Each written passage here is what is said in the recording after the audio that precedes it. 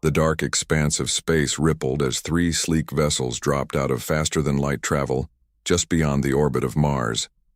Their hulls gleamed with an iridescent material unknown to Earth science, at least officially. Inside the lead ship, Ambassador Krell adjusted his breathing apparatus and gazed at the blue planet displayed on the main view screen. "So primitive," he said, his four-fingered hand dismissively waving at the image. "They've barely left their own atmosphere." His science, Officer Trell nodded in agreement. "Their most advanced satellites are rudimentary at best. They've sent a few basic probes to nearby planets, but nothing beyond their solar system." "Perfect," Krell replied. "The Council will be pleased. Another resource-rich world with minimal resistance." What the aliens didn't know was that their conversation was being monitored. Deep beneath the Rocky Mountains, in a facility that didn't exist on any public record, Commander Reed listened intently. Her calm expression betrayed none of the anger she felt at the aliens' dismissive tone. "They're exactly as arrogant as we expected," she told the grim-faced military and government officials gathered around the conference table. "Operation Deception is now active," the president nodded. "What's the status of the Thunderbolt?" Reed pressed a button on her tablet, bringing up a live feed from space. The image showed a massive vessel hidden in the shadow of Jupiter, its dark hull nearly invisible against the gas giant's swirling storms. "Captain Miller reports all systems are green. They're watching everything, but remain undetected." "Good," the president said. "Let's play our parts well, ladies and gentlemen. The future of Earth depends on it." 3 days later, the alien ships entered Earth's atmosphere with a theatrical display of lights and sound, designed to awe the primitives below. They landed on the National Mall in Washington, D.C., surrounded by military cordons and watched by billions on screens worldwide. Ambassador Krell emerged from his ship flanked by guards and assistants. His tall, slender frame and blue-tinged skin caused gasps from the crowd. He wore what appeared to be ceremonial robes, though in reality, they contained advanced defensive technology. The president stepped forward, leading a delegation of world leaders assembled hastily for this historic moment. "On behalf of the people of Earth, I welcome you," he said, arms spread wide in a gesture of peace. Krell inclined his head slightly, the translator device at his throat converting his clicks and hums into English. "We bring greetings from the Galactic Council, young ones. We have watched your development with interest." The carefully orchestrated meeting proceeded exactly as the aliens had planned. They spoke of peace, cooperation, and cultural exchange. Earth's leaders appeared appropriately awed and grateful for the attention of such advanced beings. Later that evening, in a private meeting with world leaders, Krell revealed the true nature of their visit. "Your world has been classified as a Class 3 developing planet," he explained, projecting a holographic document. "This entitles you to Council protection and guidance." "What exactly does that mean for Earth?" asked the president, feigning ignorance. Krell smiled, displaying teeth too perfectly aligned to be natural. "It means we will help you advance at an appropriate pace. We will establish outposts to monitor your development and ensure you don't harm yourselves." "That sounds generous," the president replied, matching Krell's condescending tone with apparent sincerity. "We have much to learn." What Krell couldn't see was the hidden communication device in the president's watch, transmitting everything to Commander Reed's facility and beyond, to the Thunderbolt waiting silently in Jupiter's shadow. Captain James Miller floated in the observation deck of the Thunderbolt, watching the live feed from Earth. At 45, Miller had spent half his life in the secret space program, training for this moment. His weathered face remained expressionless as he listened to the aliens' hollow promises. "Captain," called his first officer, Lisa Parker. "Engineer Thompson wants you in the engine room." Miller nodded and pushed off, gliding through the ship's main corridor with the ease of someone born to zero gravity. The Thunderbolt was humanity's masterpiece, a vessel built using technology reverse-engineered from an alien craft that had crashed in Antarctica nearly 80 years ago.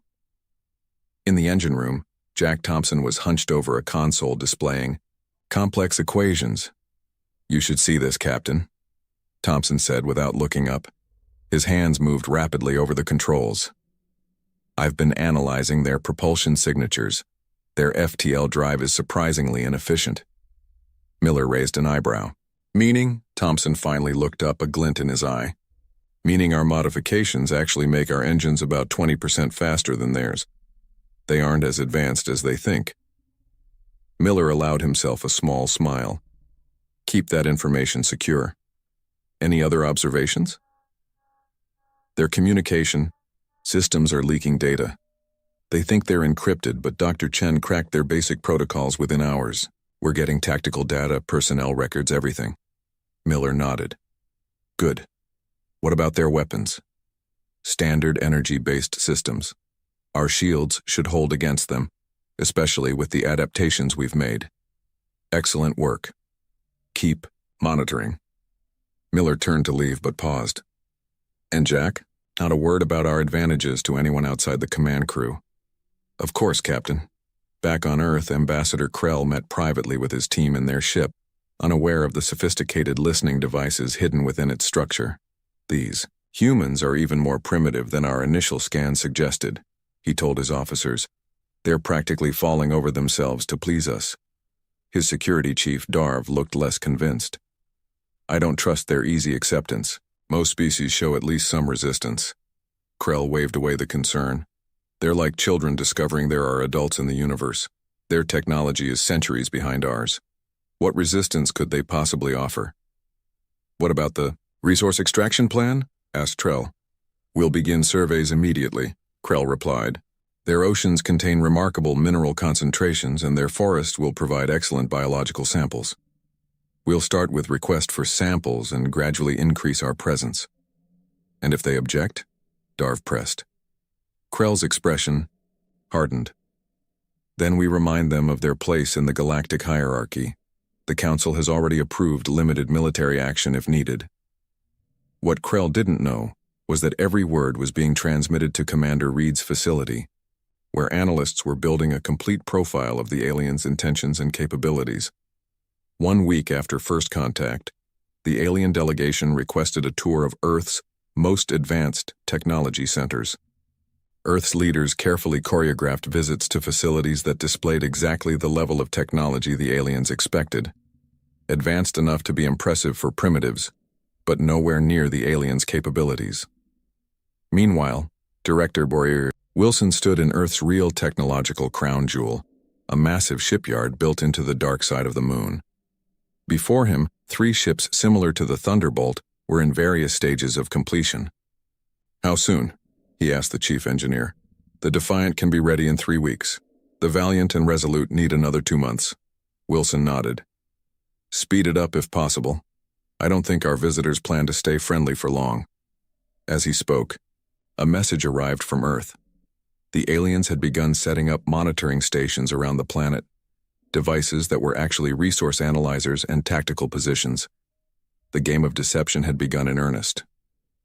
Earth appeared welcoming and naive while secretly preparing for the moment when diplomacy would fail. The aliens believed they were dealing with an easy conquest while unwittingly facing humanity's hidden strength.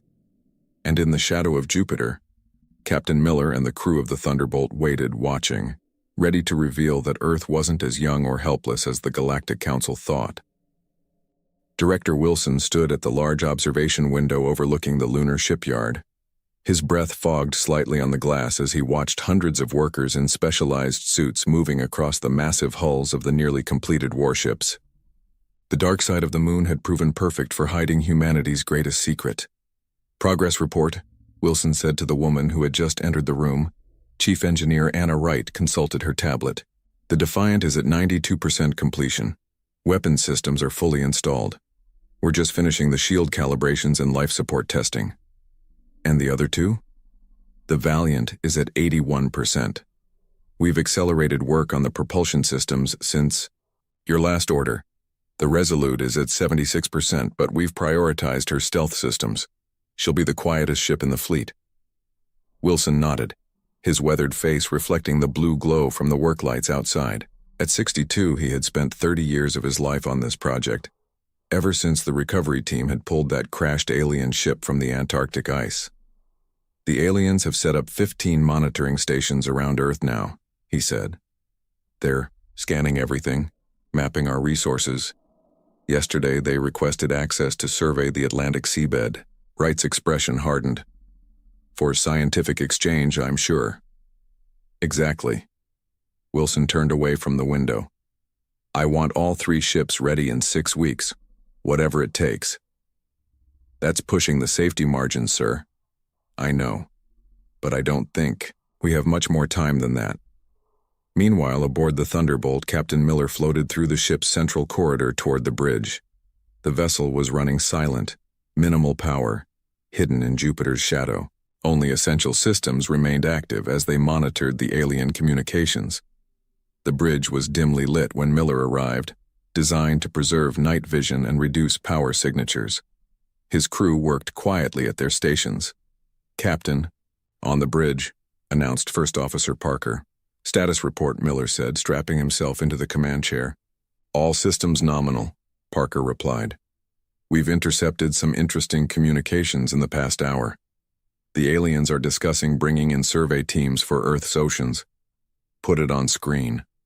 The main display lit up with a transcript of the intercepted alien communication. Miller read it carefully, his jaw tightening. They're not even trying to hide their intentions, he said. These aren't survey teams. They're resource extraction planners. Yes, sir, said Communications Officer Ben Hayes. They're specifically interested in rare earth elements and uranium deposits. Miller tapped his fingers on the armrest. What's the status of our improvements to the weapon systems? Jack has been working around the clock, Parker said. The modifications to the main cannons are complete. According to simulations, they're now 30% more powerful than standard Galactic Council weaponry. And they still don't know we're here? No, sir. Our stealth systems are holding. They've sent scout ships through the system, but none have detected us. Miller nodded. Good. Keep monitoring their communications. I want to know the moment their tone changes from friendly visitors to resource collectors. Back on Earth, Ambassador Krell walked through a carefully selected technology company, nodding politely as human executives showed him their advanced computer systems. Inside, he was laughing. Their most powerful supercomputers were toys compared to the processing unit in his personal communicator. Very impressive for your development stage, he said, the translator making his condescending tone sound almost sincere.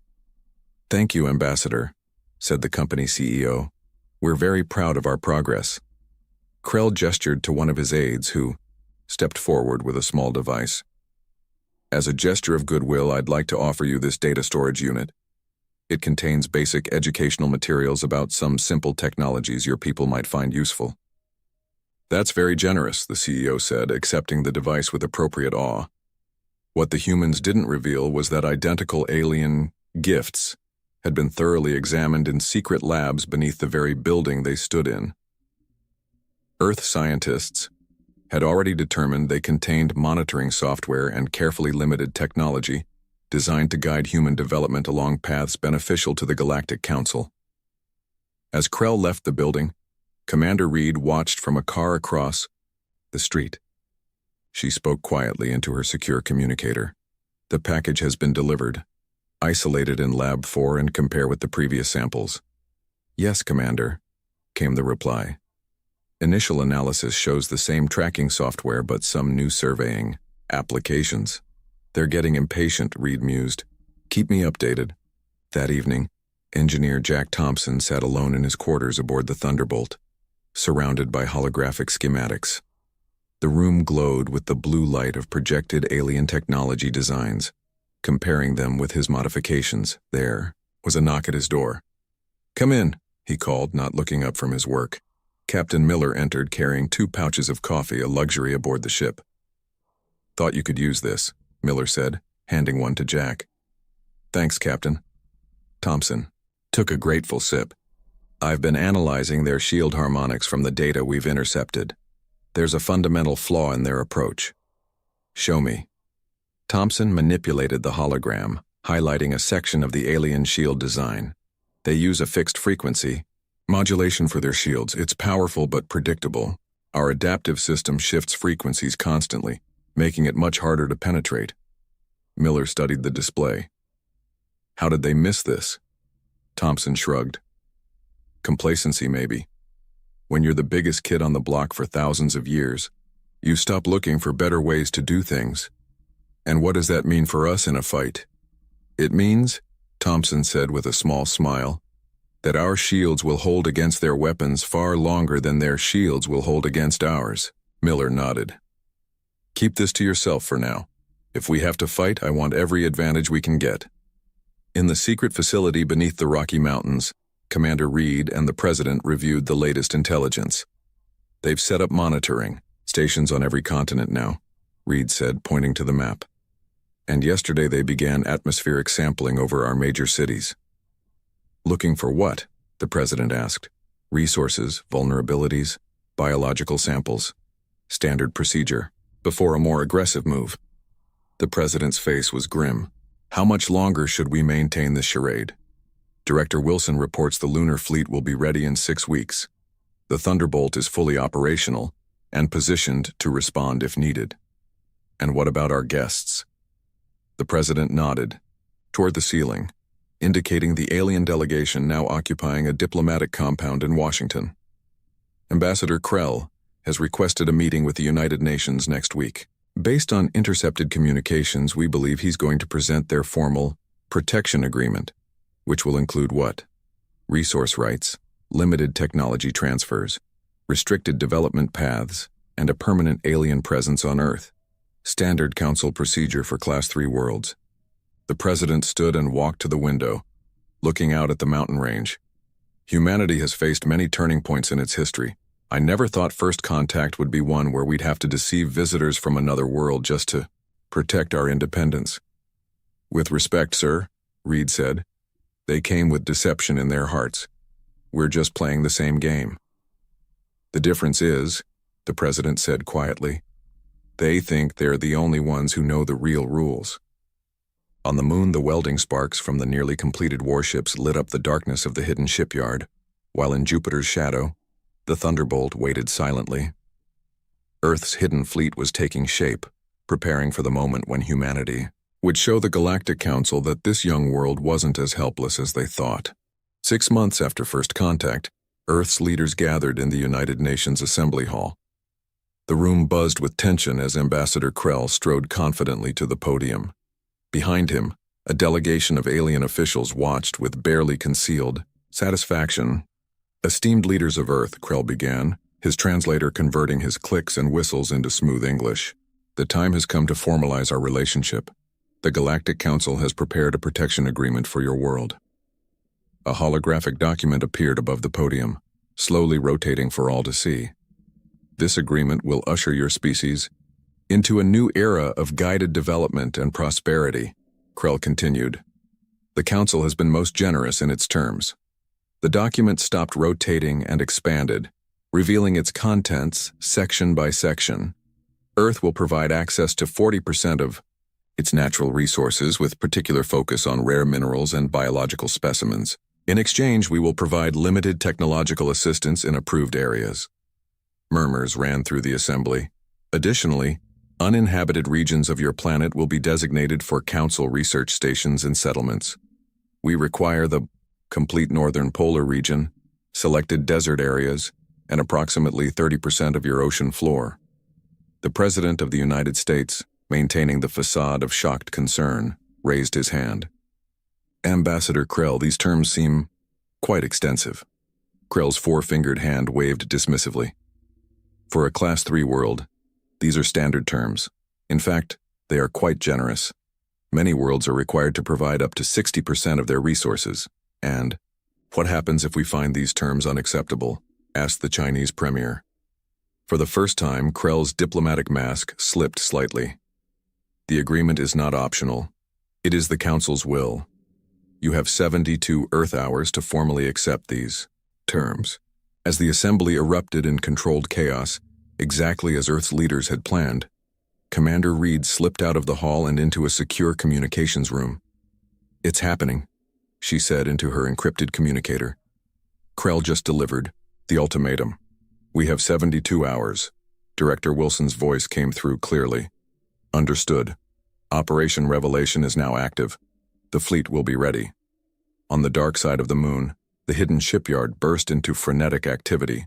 The three warships, Defiant, Valiant, and Resolute, were in their final stages of preparation. Work crews moved with practiced urgency, completing the last connections and system checks.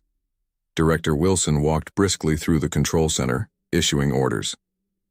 "I want all three ships at full combat readiness in 48 hours, he called out.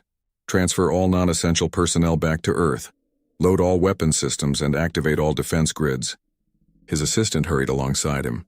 "Sir, we're getting reports that more alien ships have entered the solar system. 7 vessels, larger than the diplomatic ships." Wilson's face hardened. They were planning this all along. They brought reinforcements, for when we inevitably objected to their generous terms. Should we warn the Thunderbolt? Captain Miller already knows. He's been tracking them since they crossed Neptune's orbit. In Jupiter's shadow, the Thunderbolt had indeed detected the approaching alien fleet. On the bridge, Captain Miller studied the tactical display with his officers. 7 warships, First Officer Parker observed. Standard Galactic Council battle formation. They weren't expecting any resistance, Miller said. This is a show of force, not a real invasion fleet. Communications Officer Hayes looked up from his station. "Captain, we've received new orders from Earth Command. Operation Revelation is active. We are to proceed to position Alpha and await final command." Miller nodded. "Lieutenant Park, plot a course that keeps us out of their sensor range. Chief Thompson, I want engines at 100% when we break cover." "Yes, sir," Thompson replied from the engineering station.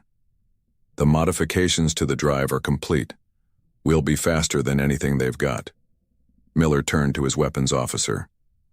"Arm all systems, but keep them powered down until my command. We don't want to give away any surprises too early." As the crew prepared for their first real combat mission, Miller retreated to his ready room. He activated his personal log.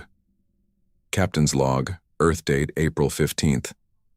After decades of preparation, humanity is about to reveal itself to the galaxy as more than just another primitive world to be harvested. I can't help but wonder if the Council has ever faced a species that fought back effectively. Whatever happens in the next 72 hours will change the course of human history forever. Back on Earth, Commander Reed entered a secure underground bunker, where Earth's top leaders had gathered. Screens around the room showed the alien ships now in orbit. The aliens had made no attempt to hide their military vessels. In fact, they were deliberately positioned to be visible from Earth's surface, a not-so-subtle threat. "What's the status of our fleet?" asked the President. "The lunar shipyard reports all 3 vessels will be combat-ready within 48 hours, Reed replied. "The Thunderbolt is moving into position." "And the aliens haven't detected any of our preparations?" Reed shook her head. "Their arrogance is our greatest advantage. They're so convinced of our technological inferiority that they're not even looking for advanced energy signatures. Our stealth systems are more than adequate to fool their passive scans." The Russian president spoke up. "When do we reveal our hand?" "At the last possible moment," Reed answered. "We want them completely committed to their current strategy." "And what about civilian populations?" asked the Indian Prime Minister. "If this turns into a fight, evacuation plans for major cities are ready," Reed said. "But I don't think they'll target civilians. The Council wants our resources, not a devastated planet." The President stood addressing the room. "For decades we've prepared for this moment. Since we recovered that crashed ship from Antarctica, we knew this day would come. Humanity will not become another vassal species, harvested for the benefit of the Galactic Council." Ambassador Krell was surprised when he received a message that the Earth leaders wished to meet with him ahead of schedule. Perhaps these primitives were more sensible than he had expected. Quick acceptance of the inevitable would make the transition much smoother. He arrived at the White House with his senior staff, escorted to the cabinet room where Earth's most powerful leaders waited. "Ambassador," the President greeted him with a somber nod. "We've reviewed your terms, and you've made the wise choice to accept them promptly," Krell said, not bothering to phrase it as a question. "Actually," the President said, "we have some concerns we'd like to discuss." Krell's expression hardened. "The terms are not negotiable." Perhaps, the president said carefully. But there seems to be some unusual energy readings coming from the moon that your ships might want to investigate before we proceed. For the first time, uncertainty flashed across Krell's alien features. The moon? What readings? The president smiled slightly. Just some primitive nuclear testing, I'm sure. Nothing that would concern an advanced civilization like yours. As Krell reached for his communicator, suddenly aware that something was very wrong, Earth's 72 hours were already counting down toward the moment of truth. The Grand Hall of the United Nations had been transformed for the formal acceptance ceremony. Ornate decorations covered the walls, and a raised platform stood at the center where Earth would officially sign away its independence. Ambassador. Krell had dismissed the strange comment about energy readings from the moon. Clearly, it was just the humans' clumsy attempt at delaying the inevitable. A much more important arrival demanded his attention. Admiral Vex, Supreme Commander of the Galactic Council's enforcement fleet, had entered Earth's orbit with his battle group.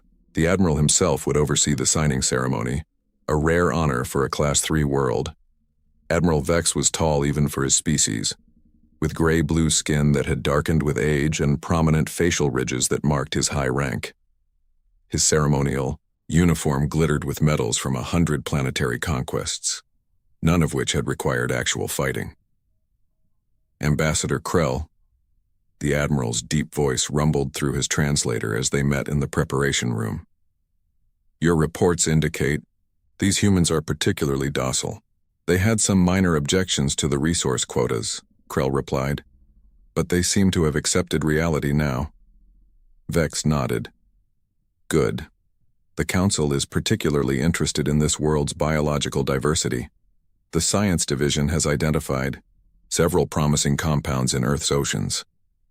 The northern polar region will also provide an excellent location for the new military base, Krell added. From there, we can monitor the next 3 systems we plan to investigate. Very good. Let us proceed with the ceremony. High above Earth, hidden in synchronous orbit behind a small communications satellite, Captain Miller and the crew of the Thunderbolt watched as 3 more ships emerged from the lunar shadows.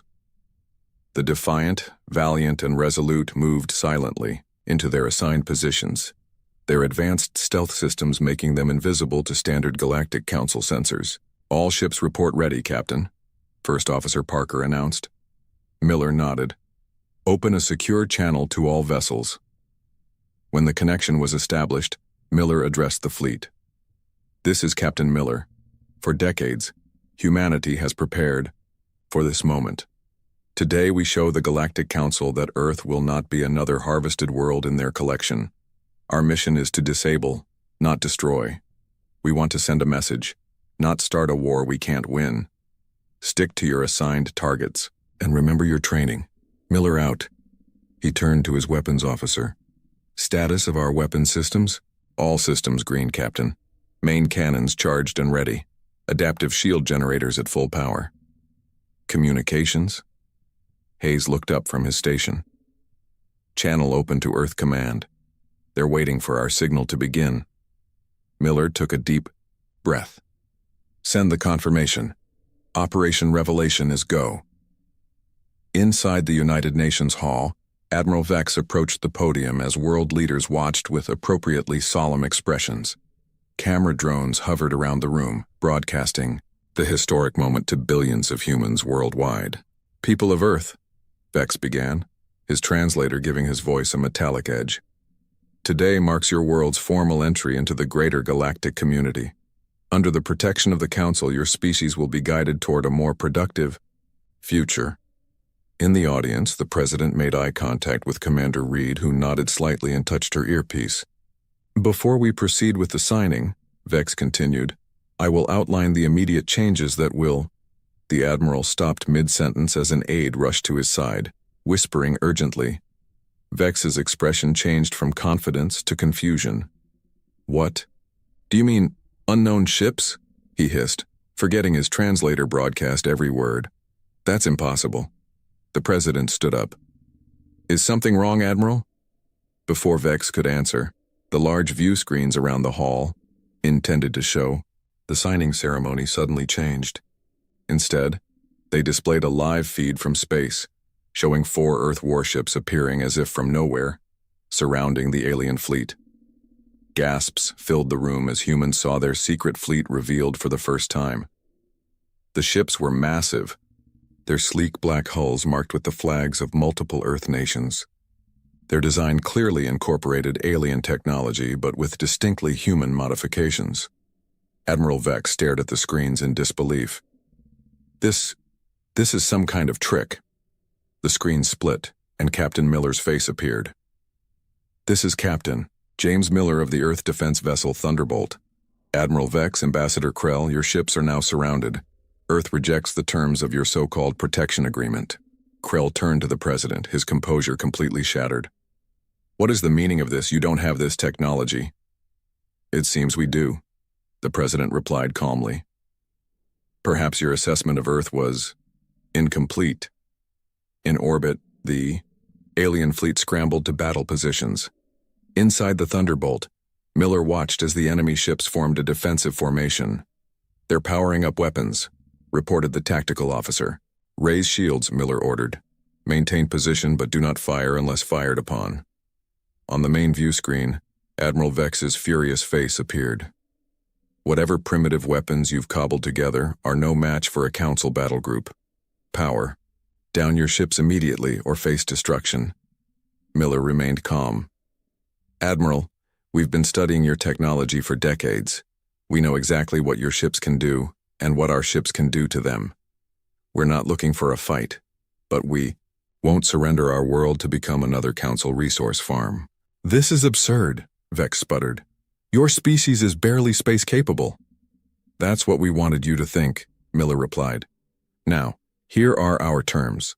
The Galactic Council will recognize Earth as a sovereign, independent world with full rights. All Council ships will withdraw from our solar system immediately.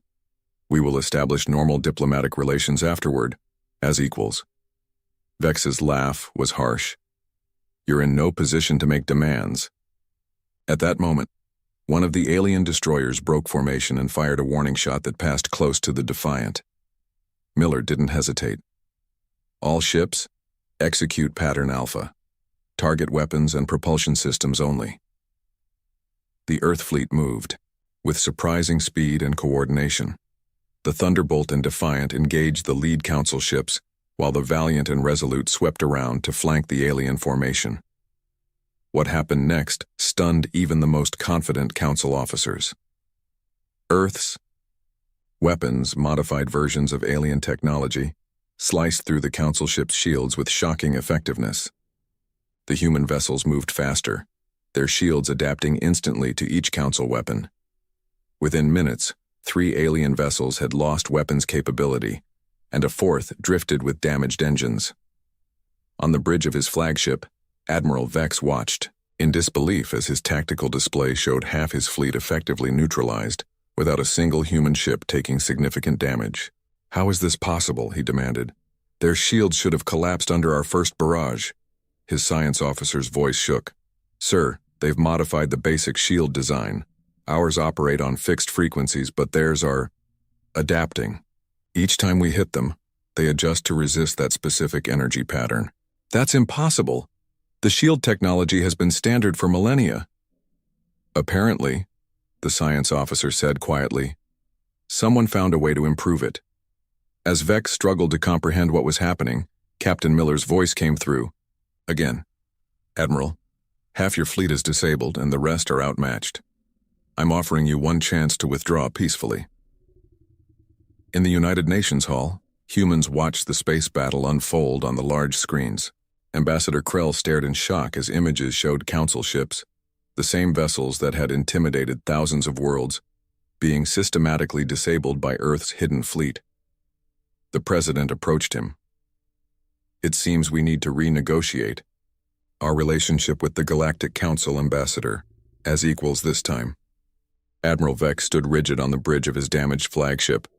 Half his fleet drifted powerless in Earth orbit, their weapons disabled by precision strikes from the human vessels.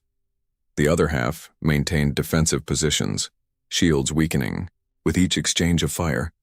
Nothing in his 300 years of service had prepared him for this humiliation. Sir, his tactical officer reported, The Thunderbolt is approaching our position. They're requesting permission to dock. Dock? Vex's voice rose in disbelief. They dare to board a Council flagship? Our main weapons are offline, the officer reminded him, and their captain says he wishes to discuss surrender terms, in person. The Admiral's gray-blue skin darkened with anger. I will not surrender to primitives who— Sir, interrupted his science officer, scans indicate their technology is— well, it's our technology, but improved. Their shield modifications alone represent an advancement we've not seen in centuries. And there are energy signatures we can't even identify. Vex stared at the view screen where the Thunderbolt grew larger as it approached.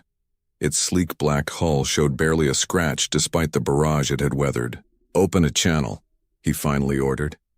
Captain Miller's calm face appeared on the screen. Admiral Vex, I'm coming aboard with a small team to discuss terms.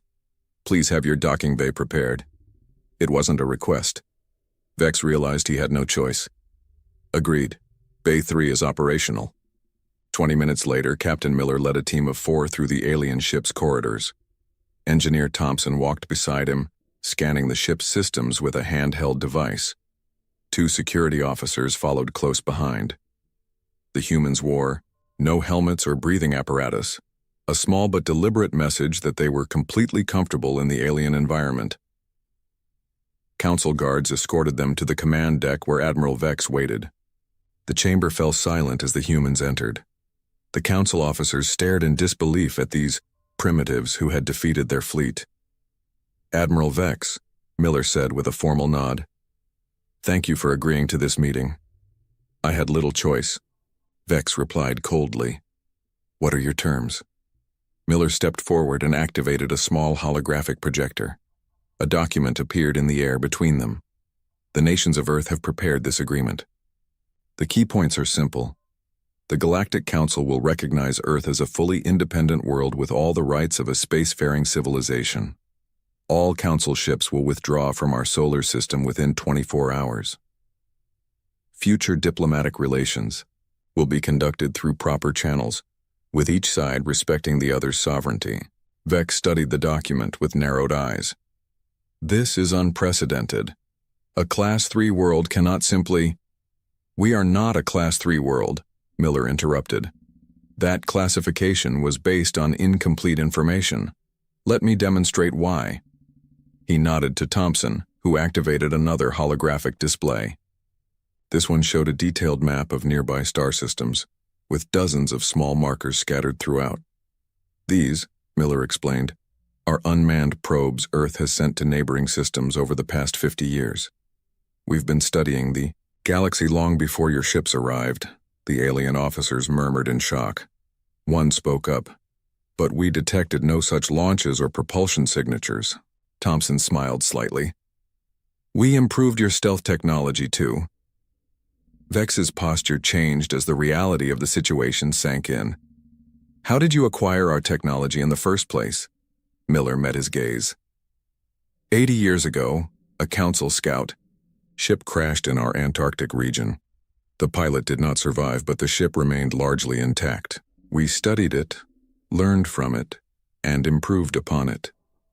Impossible, another officer said. Our technology is the culmination of thousands of years of development. Perhaps that's the problem, Thompson replied. When you believe you've reached the pinnacle, you stop looking for better solutions. Miller returned to the matter at hand. Admiral, the agreement also includes a non-aggression pact. We have no interest in conflict with the Council. We simply wish to maintain our independence and develop in our own way. Vex stared at the document for a long moment. The Council will not be pleased. The Council wasn't going to share the resources they plan to take from Earth, Miller pointed out. I doubt they'll miss what they never had. With visible reluctance, Vex pressed his hand to the document, officially acknowledging receipt.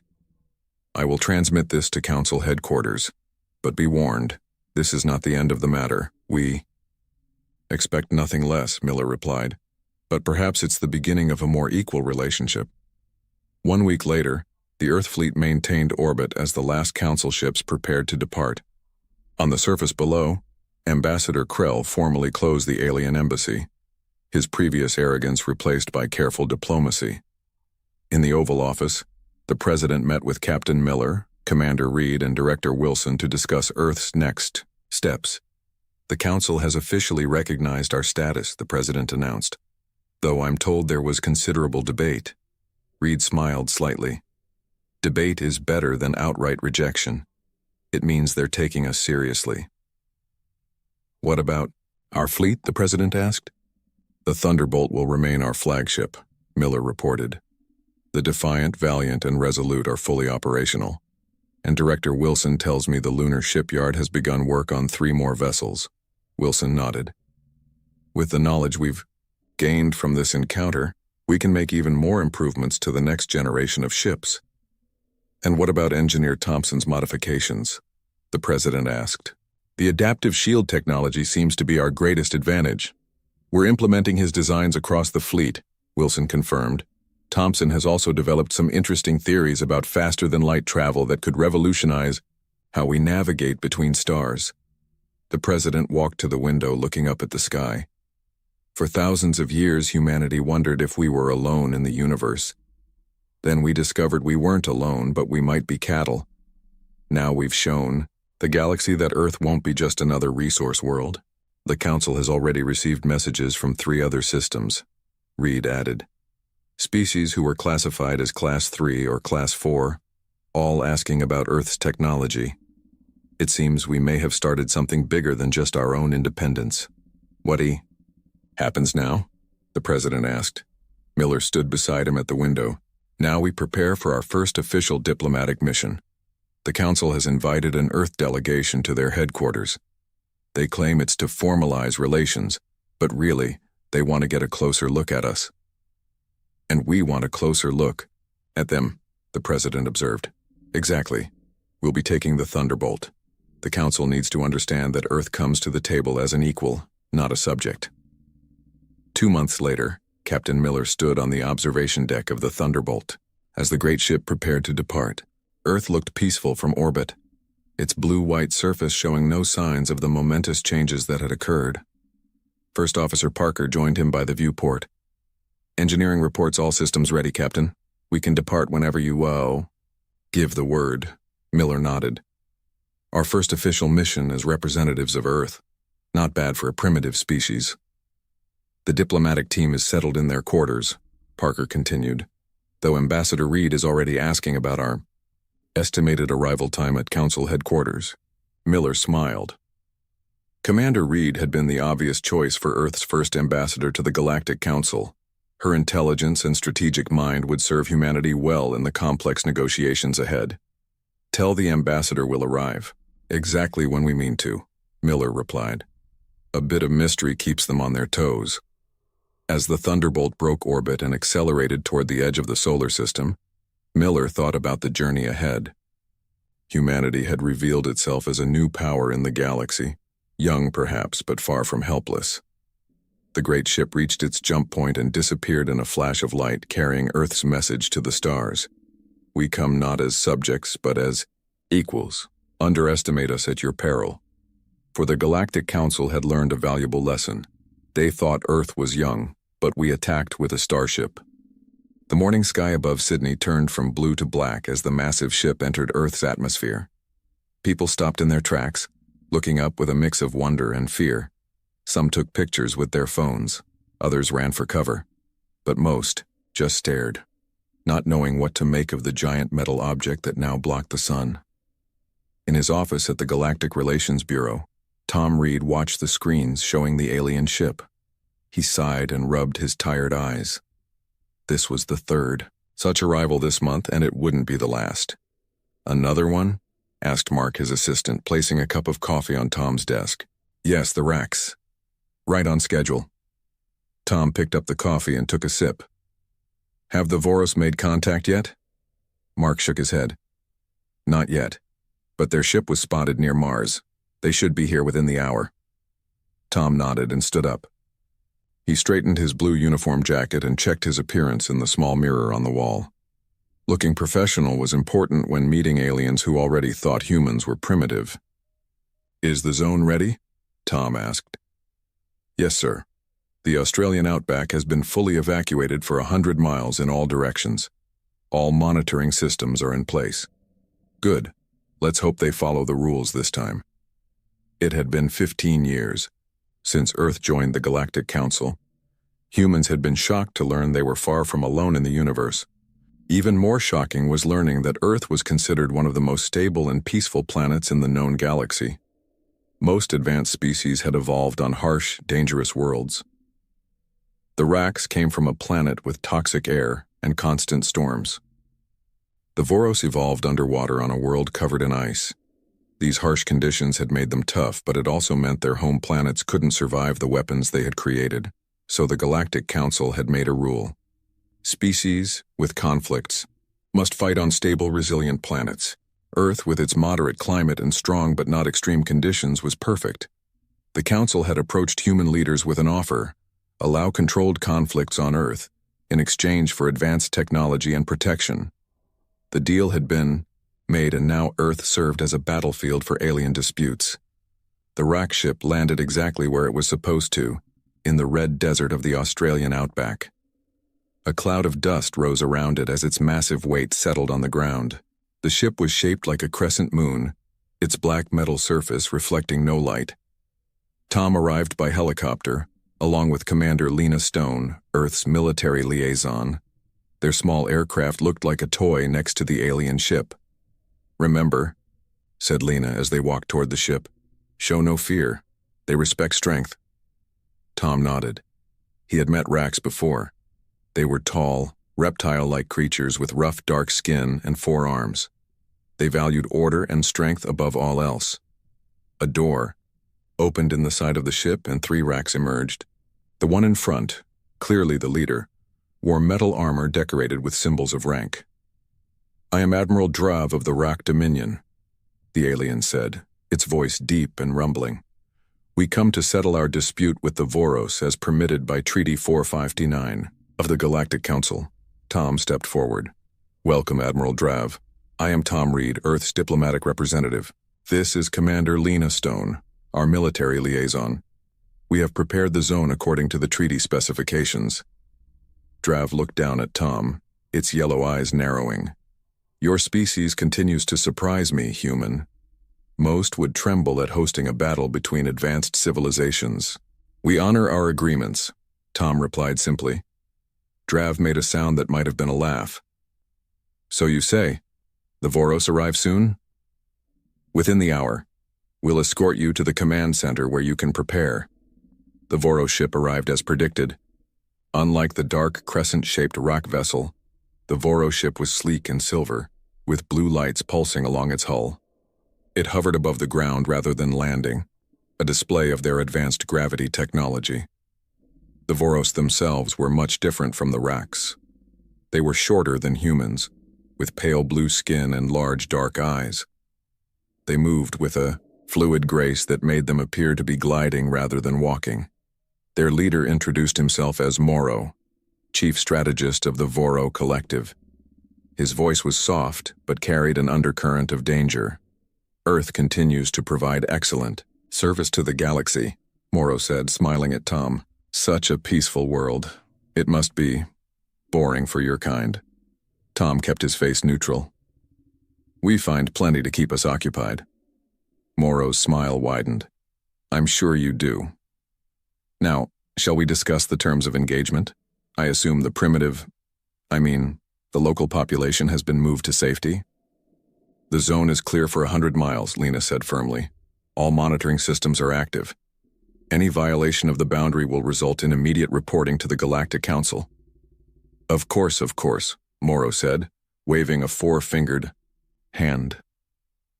"We would never endanger innocent lives. This is between us and the Rax." Tom didn't believe him for a second. In the command center, a reinforced bunker at the edge of the battle zone, Tom watched as both alien forces prepared for combat. On the screens he could see massive war machines being unloaded from both ships. The Rack weapons were bulky and powerful, while the Voro technology was sleek and precise. "Those cannons could level a city," Lena said, pointing to a particularly large Rack weapon. And those Voro drones could wipe out all life in a 10-mile radius with their chemical weapons, Tom added. This is why they can't fight on their homeworlds. The damage would be too great. An aide rushed into the room.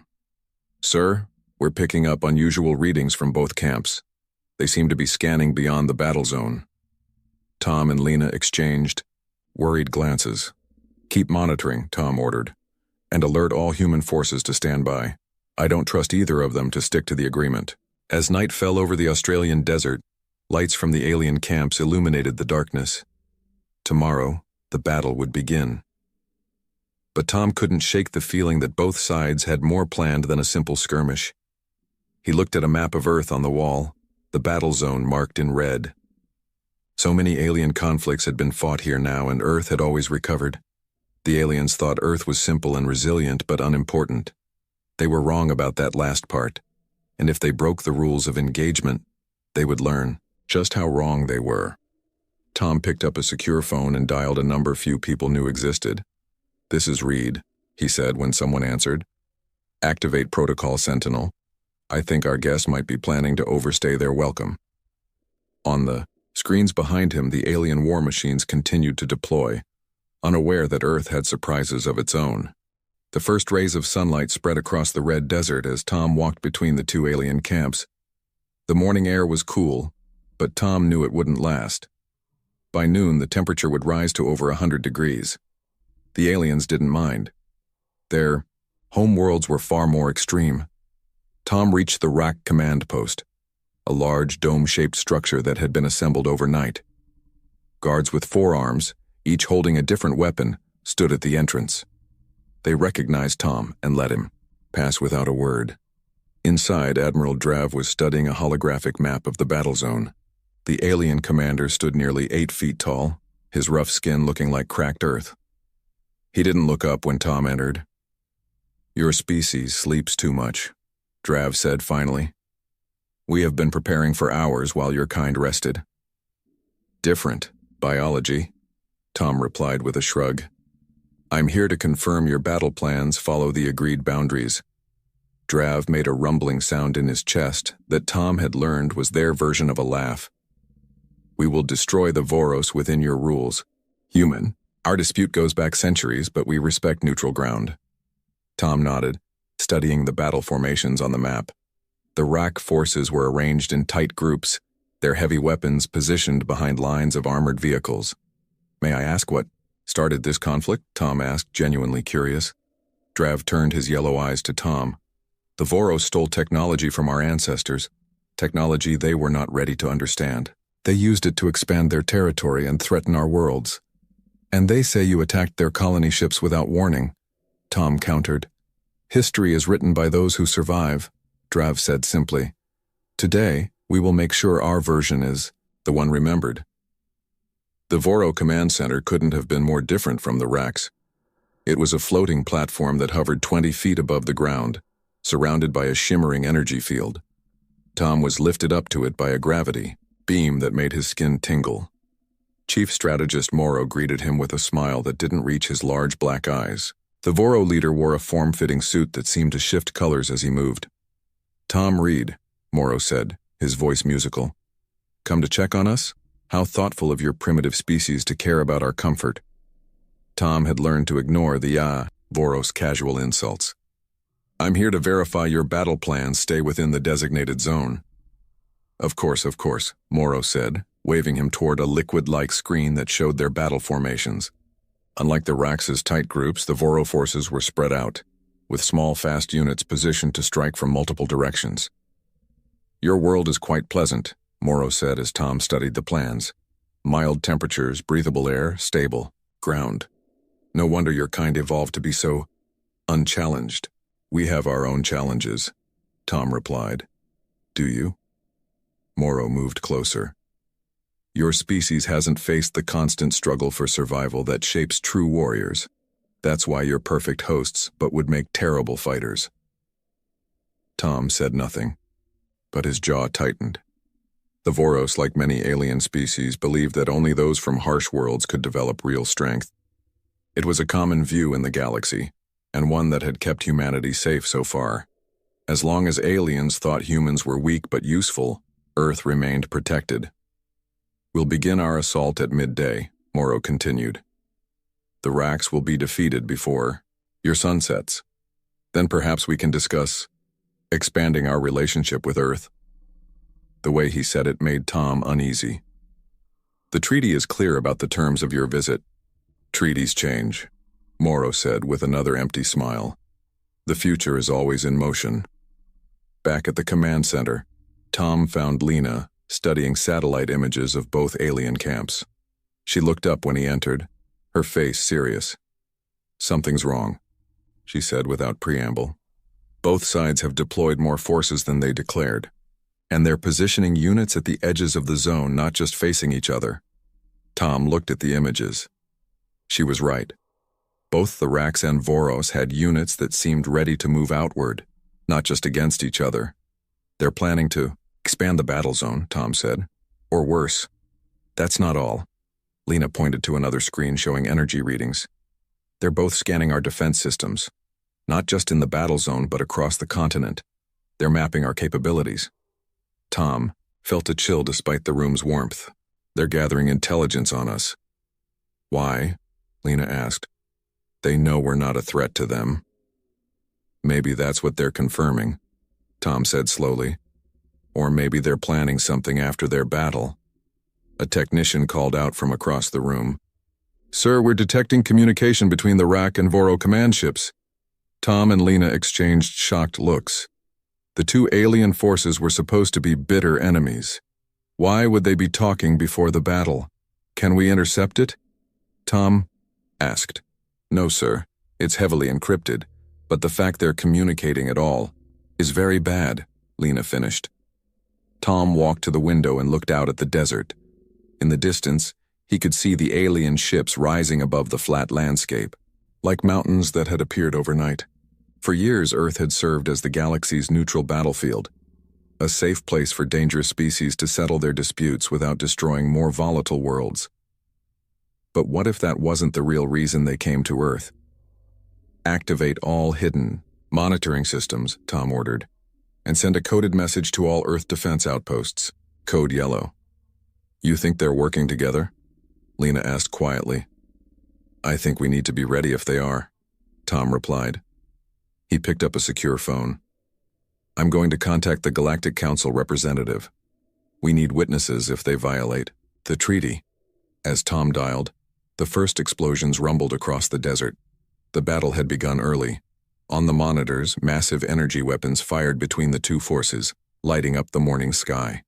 The ground shook with each impact, but Tom couldn't shake the feeling that the real target wasn't either alien force, it was Earth itself. The desert shook as if caught in an earthquake. Massive Rack war machines stomped across the sand, each step sending vibrations through the ground for miles. Their main cannons fired blasts of energy that turned sand to glass on impact. The air filled with the smell of ozone and burnt earth. From the observation bunker 5 miles away, Tom and Lena watched the battle unfold on screens and through reinforced windows. The Voro forces moved like quicksilver across the battlefield, their smaller vehicles darting between attacks with impossible speed. Their technology is beyond anything they've shown in previous conflicts, Lena said, her eyes fixed on a Voro weapon that seemed to bend light around it. They've been holding back until now. Both sides have, Tom agreed, pointing to a Rack destroyer that was unfolding into a form twice its original size. This isn't just about settling their dispute. They're showing off. But for who? Lena asked. For us? Before Tom could answer, an alarm sounded. A technician called out from a monitoring station. Sir, we've got movement outside the designated zone. Voro scout units are moving west toward Alice Springs. Get me visual, Tom ordered, moving to the main screen. The image showed sleek Voro vehicles breaking away from the main battle, racing across the sand toward the boundary of the zone. Contact the Voro command immediately, Tom said. Remind them of the boundary restrictions. A communications officer tried, then shook her head. They're not responding, sir. What about the Racks? Lena asked, looking at another screen. They're just continuing the battle as if nothing's happening. Because they're in on it, Tom said grimly.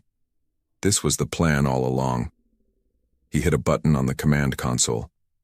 All stations, this is Reed. We have a code yellow situation. Activate defensive measures at the boundary. Non-lethal warnings only at this stage. On the screens, they watched as hidden defense turrets rose from the sand at the edge of the battle zone. The weapons had been disguised as rocks and scrub, part of Earth's secret defensive network. They fired warning shots in front of the advancing Voro vehicles. The Voro scouts stopped, then changed direction, moving north instead. They're testing our boundaries, Lena said. Probing for weak spots. Another alarm sounded. Sir, we've got RAC forces moving south now, called out another technician. Tom's face hardened. They're coordinating. I want all boundary defenses activated now. And get me a secure line to Global Command. We need to prepare for a full breach. In a hidden facility beneath the Australian outback, 300 miles from the battle zone, General Jack Wilson watched the same feeds with growing concern. Behind him, a room full of military personnel monitored systems that few humans knew existed. They're working together, his aide said, stating what was now obvious. Yes. Wilson's voice was calm, despite the situation. And now we know why they chose Earth for their so-called battles all these years. Intelligence gathering, the aide said. Wilson nodded. They've been mapping our defenses, testing our responses. Today they're making their move. He turned to a communications officer. Status of our orbital platforms? All satellites in position, sir. Defense grid at full capacity. And the special projects? Project Mirage is ready. Project Thunderbird is on standby. Wilson nodded. Inform all allied nations. It's time to reveal what Earth can really do. Back at the observation bunker, Tom received the call he'd been dreading. Reed, he answered, his voice tense. This is Global Command, came the response. Your assessment was correct. Both alien forces are now in direct violation of the treaty. The Galactic Council has been notified, but their nearest representatives are hours away. We can't wait hours, Tom said, watching as more alien units broke away from the main battle. They're spreading out in all directions now. Understood. You are authorized to activate Protocol Hammer, all necessary measures to contain the threat. Tom took a deep breath. Acknowledged. Read out. He turned to Lena, who was already watching, him with understanding in her eyes. It's time to show them what Earth can really do, she said. Tom nodded. Activate Protocol Hammer, all defensive systems to full capacity. Around the observation bunker, the ground began to shift.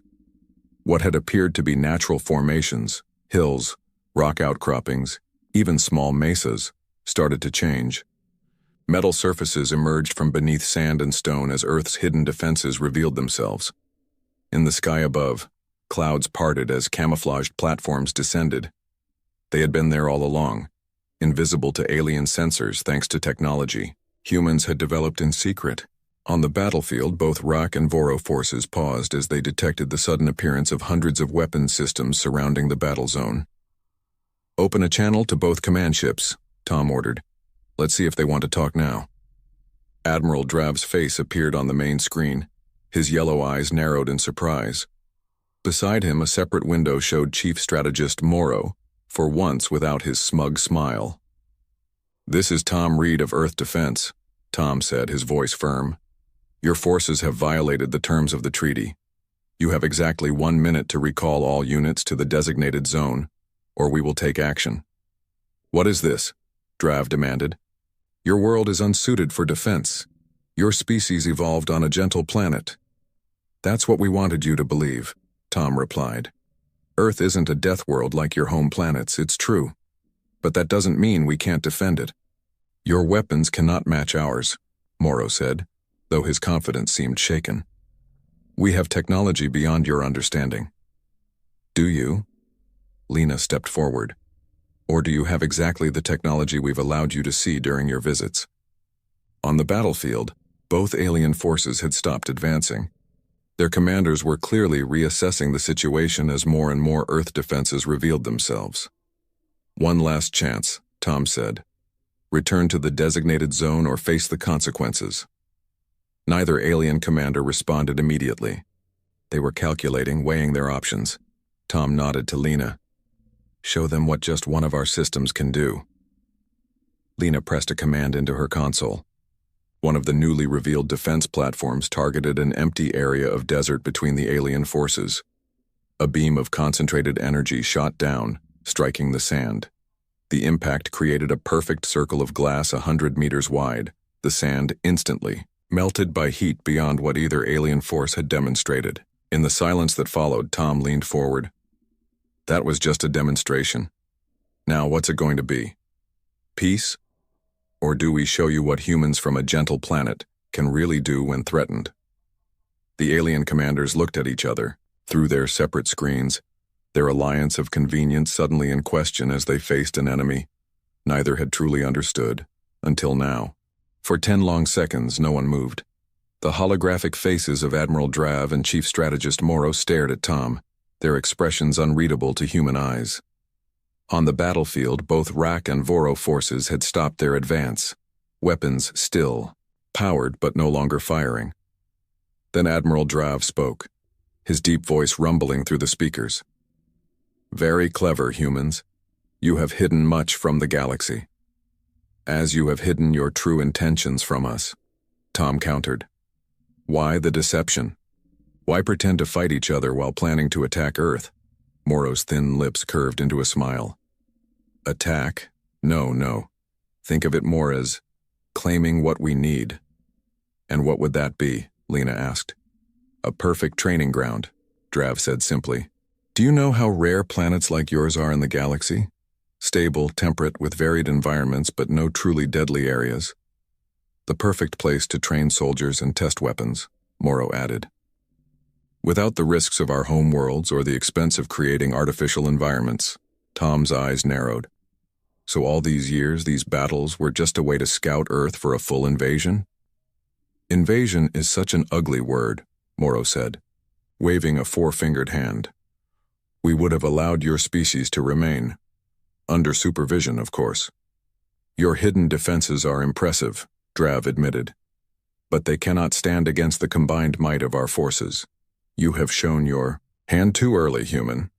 On another screen, Tom could see both alien forces beginning to regroup. They were forming a unified front now, no longer pretending to fight each other. Tom exchanged a glance with Lena, then pressed a button on his console, muting the transmission. "They're stalling," he said quietly, buying time to coordinate their attack. Lena nodded. "Our demonstration didn't scare them enough." "Then we need to show them more," Tom said, his face grim. He reopened the channel to the alien commanders. "You have 30 seconds to begin withdrawing from Earth orbit. After that, we will consider this an act of war." Morrow laughed, the sound like tinkling bells. "War? Your species has never fought beyond your own atmosphere. You have no fleet, no orbital defenses that we haven't already mapped." "Are you certain about that?" Tom asked. He nodded to a communications officer who sent a coded signal. On the screens showing Earth orbit, 6 patches of empty space suddenly shimmered and changed. Where there had been nothing, massive space stations now appeared, their advanced cloaking systems deactivated. Both alien commanders fell silent, their confidence visibly shaken. "Project Mirage," Tom explained. "We've had orbital defense platforms in place for years. Your sensors never detected them because, frankly, your technology isn't as advanced as you think it is."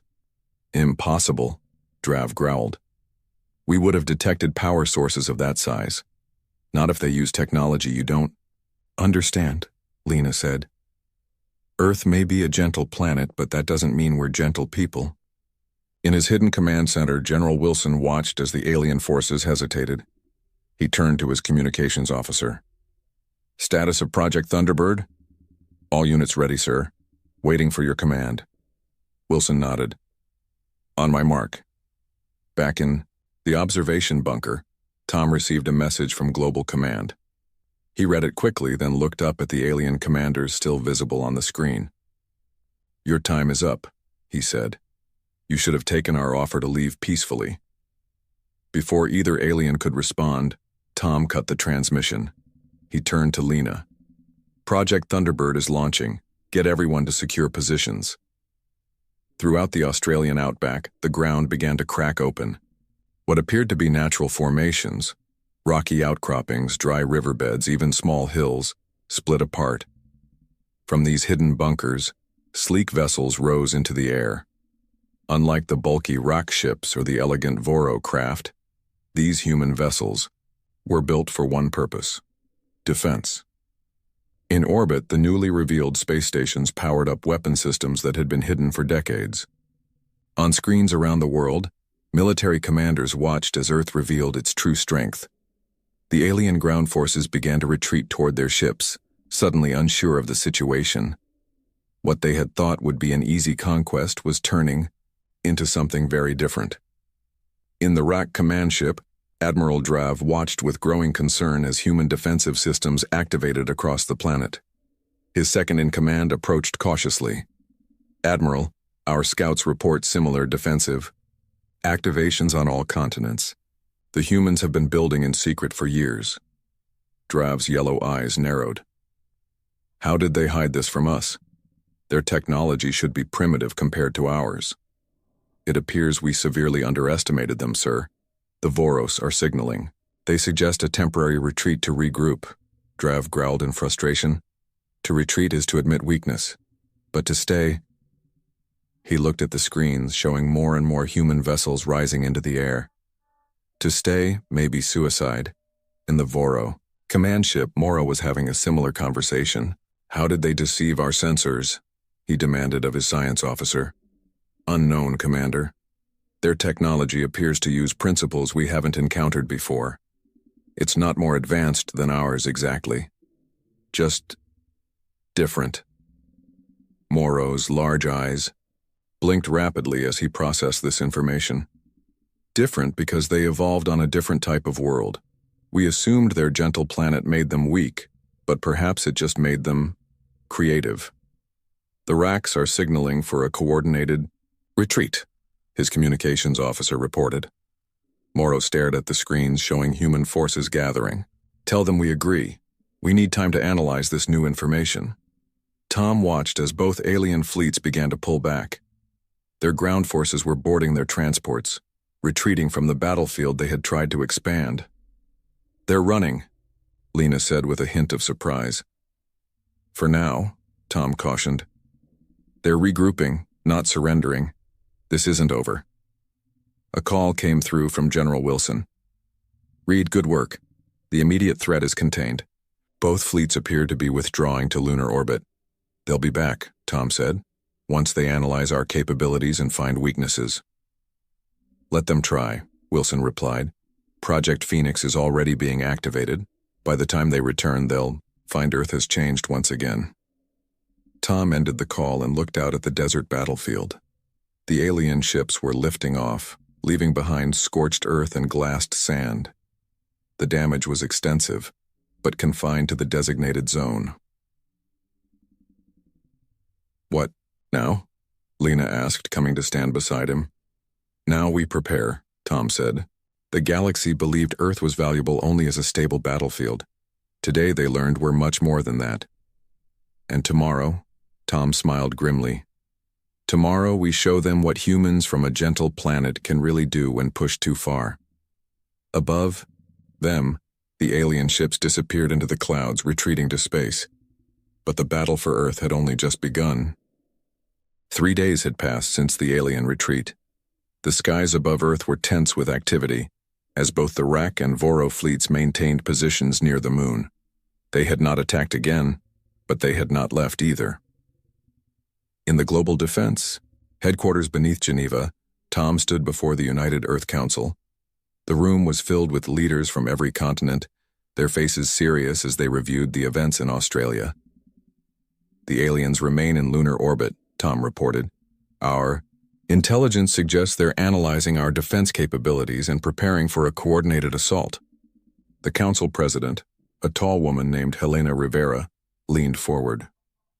And our readiness for such an assault? Project Phoenix is now at 80% deployment, Tom replied. If they attack within the next 12 hours, we can hold them. Beyond that, our chances improve by the hour. What do they want? Asked another council member. Just a training ground, or is there more? Tom gestured to Lena, who stepped forward with a data tablet. Commander Stone has been analyzing communications we've intercepted between the two fleets.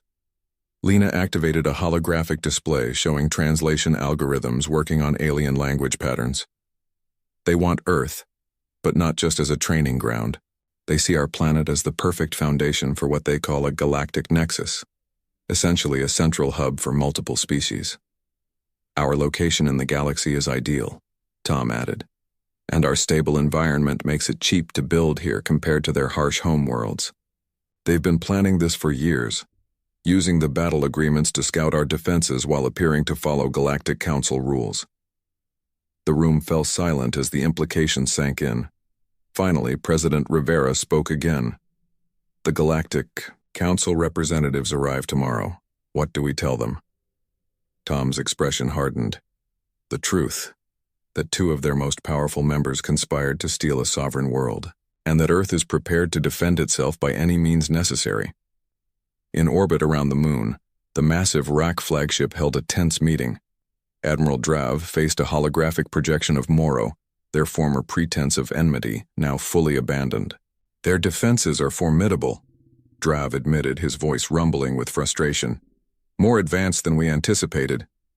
But not insurmountable, Morrow countered. Our combined fleets still outgun them. The question is what they're hiding that we haven't seen yet. The Galactic Council representatives will reach Earth tomorrow, Drav said. Once they arrive, direct action becomes more complicated. Morrow's thin lips curved into a smile. Then we must act before they arrive. A swift, overwhelming strike that leaves the Council no choice but to accept the new reality. Agreed, Drav nodded, his yellow eyes glinting. We attack at dawn, Earth time. All forces, maximum deployment. As the hologram of Morrow faded, Drav turned to his weapons officer. Prepare the world breaker. If we cannot have Earth, no one will.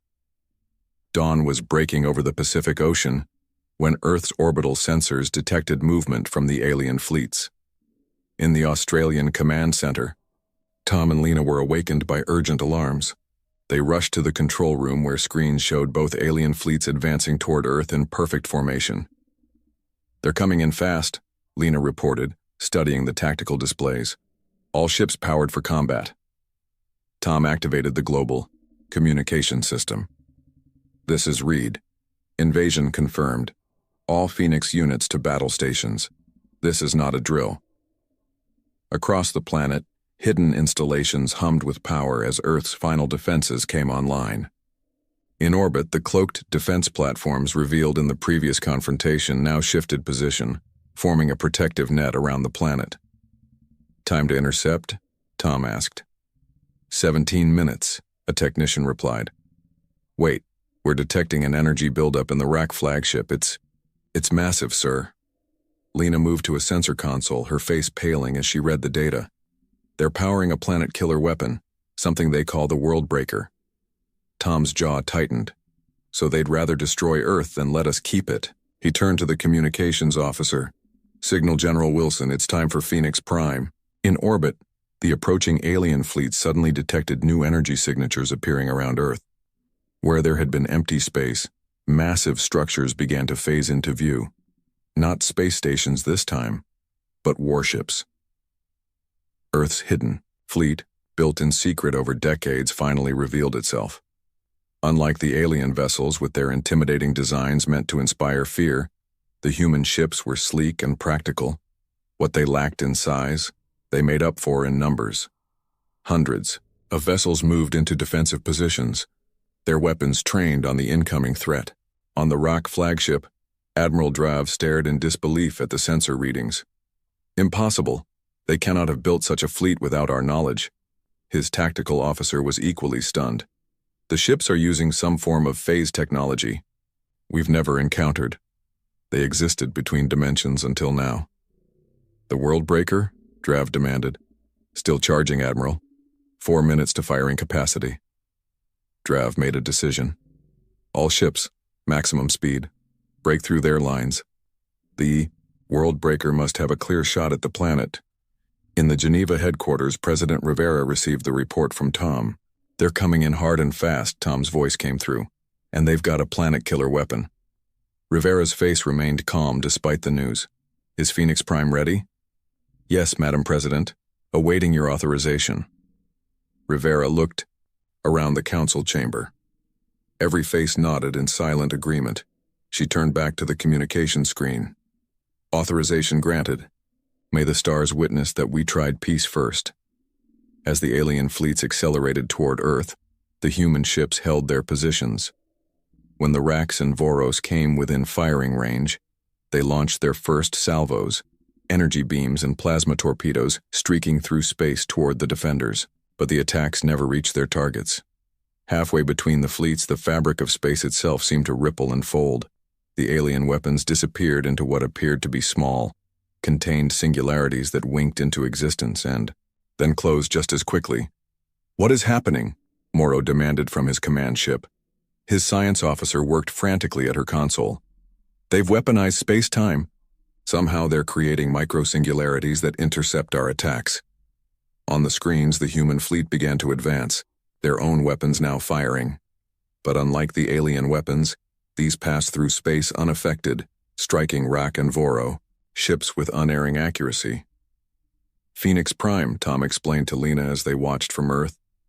"The one advantage of evolving on a gentle planet, we had to become more creative with our science. We don't just use energy as a weapon, we use the fabric of reality itself." The alien fleets began to scatter as more and more of their ships took damage. The carefully coordinated assault was falling apart in the face of technology they had never imagined possible. On the Rak flagship, Admiral Drav made his final play. "The world breaker is charged. Fire now." The massive weapon at the heart of Io, his ship glowed with terrible power, then released a beam of energy so concentrated it appeared solid. It streaked toward Earth, a weapon designed to crack a planet's crust. But as the beam approached Earth's atmosphere, it met the final layer of human defense. Every Phoenix ship turned its weapons toward the beam, not firing at it but around it. Space twisted and warped as hundreds of micro-singularities formed around the world breaker's attack, bending its path. The beam curved away from Earth, redirected back toward the alien fleets.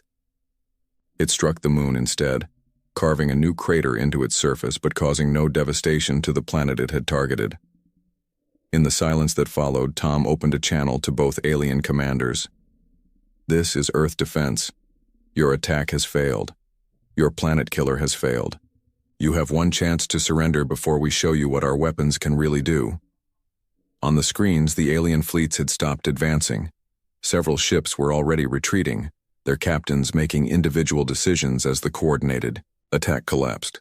Admiral Drav's face appeared on the communication screen, his expression one of grudging respect. "It seems we have much to learn about planets that aren't death worlds, human. Perhaps gentle worlds create the most dangerous warriors after all." "Not warriors," Tom corrected him. "Survivors. We protect what's ours." As the alien fleets began their retreat, a new ship appeared at the edge of the solar system. The Galactic Council representatives had arrived just in time to witness humanity's stand. Earth was no death world. But today, the galaxy learned that this made humans more dangerous, not less. In the gentle cradle of their temperate world, they had developed science that worked with the fabric of reality instead of just harnessing energy. The Earth would remain free, and the next time alien ships arrived in orbit, they would come in peace or not at all.